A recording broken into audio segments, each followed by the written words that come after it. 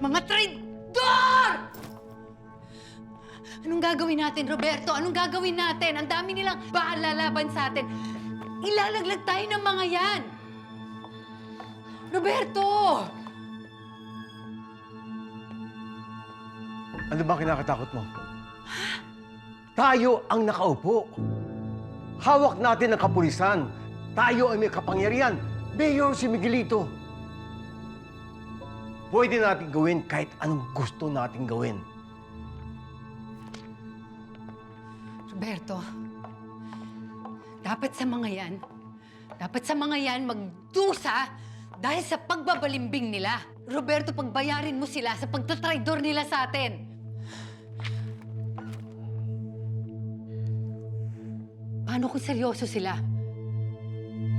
Paano kung tablahin nila tayo? Tablahin? Jackie, kahit ano pang ang ibato nila sa atin, kaya ko silang baligtarin. Pinaghandaan ko tong sitwasyon na to. Marami akong hawak laban sa kanila.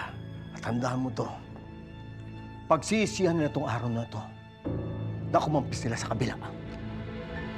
Ito na ang umpisa. Executive Order!